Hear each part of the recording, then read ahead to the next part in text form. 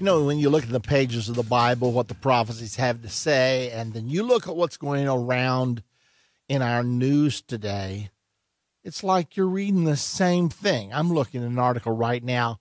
Sweden's war on cash faces opposition. And the story says that 3 of the 4 major Swedish banks combined 530 of their 780 offices no longer accept or pay out cash. You go to the bank, you can't get any money. I'm talking about 530 out of the 780 offices in Sweden. In the case of the Nordea Bank, 200 of its 300 branches are now cashless, and 3/4 of the Swedbank's branches no longer handle cash. So in every case, it's 2/3 to 3/4 do not handle cash anymore. It's amazing because in your Bible, you know what it says. It says the time will come right in the end time that every person will receive a mark or a number without which they will be unable to buy or sell. So the perfect fulfillment of that would be a cashless society. I cannot tell you from the Bible whether there will be a totally cashless society under the Antichrist or not, but it certainly would put us in a state of total control of everything. I mean, you can't buy anything with money. You have to have a card. It's going to go through the computer systems of the government and of the banking system, which end up being the same thing. And now all of a sudden, every move you make, I'm talking about every Coke you buy, I'm talking about everything you do, they'll even be able to control whether you're permitted to eat at McDonald's or not. You know, if they decide that's not good for you, healthy for you, well, we got a right to tell you what to do because we're paying for your health care. Well, I know that the taxes are paying for your health care, but nevertheless, we have an obligation to society in general to make sure that we keep you healthy because health care is expensive. I mean, there's no end to where this can go. Clear up the drug trade? Well, yeah, I guess. I mean, after all, who wants to charge their latest drug deal on their American Express or their Visa card? Because obviously, right down the line, you can trace it down to who your drug dealer is and who his supplier is and so on and so forth. So some people say, hey, it's the perfect answer. Let's just get rid of all cash. Cash is evil. And a lot of people are in prison today because they held up banks. But you can't hold up a bank if the bank doesn't have any money anymore. So a lot of people think that's really interesting. Now, on the other hand, we know suddenly white-collar crime is going to skyrocket because it already has in some of these places where they're moving toward a cashless society. Nevertheless, extremely interesting. Let me give you a little bit more of this. It states there the reasons for this push toward a cashless society, of course, I think they're speaking sarcastically, have nothing to do with pumping up earnings from bank card fees or, more important, freeing fractional reserve banks from the constraints of bank runs.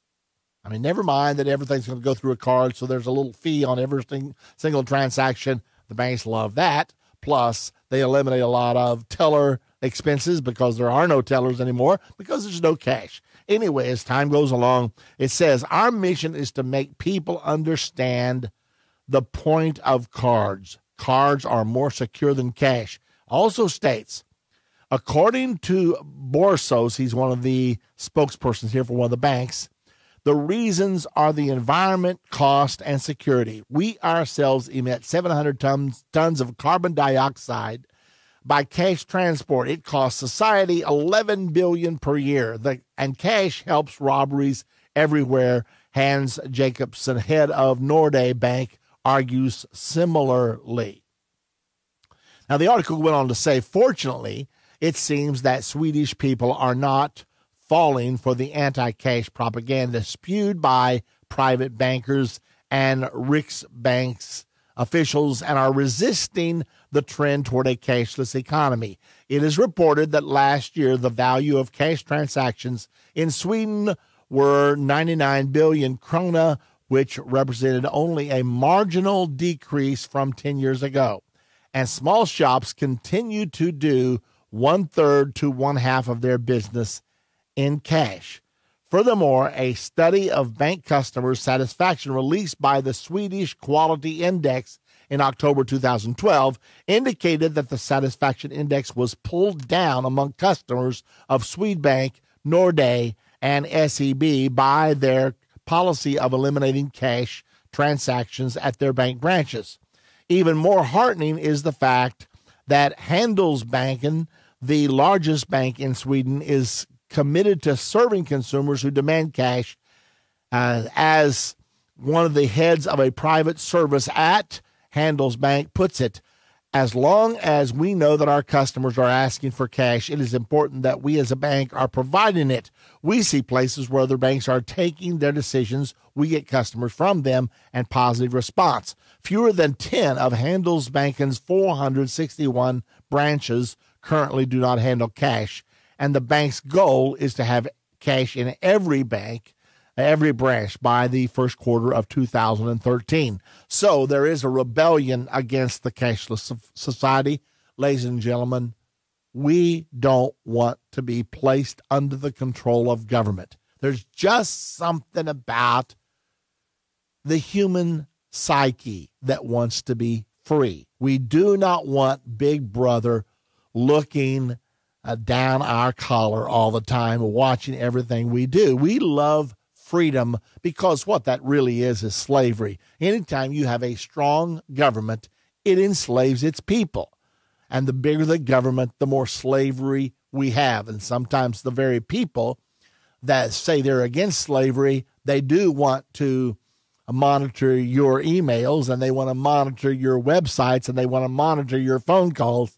Well, how better to control the populace than to get rid of all cash? That's what's going on in Sweden. It's really interesting when you see how things are moving. A couple more items of interest before we move to our phones today.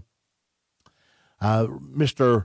Rand Paul has been in Israel for the last week, and I want you to hear some of these things because it's so interesting. It appears he may be positioning himself for a presidential run in the year 2016.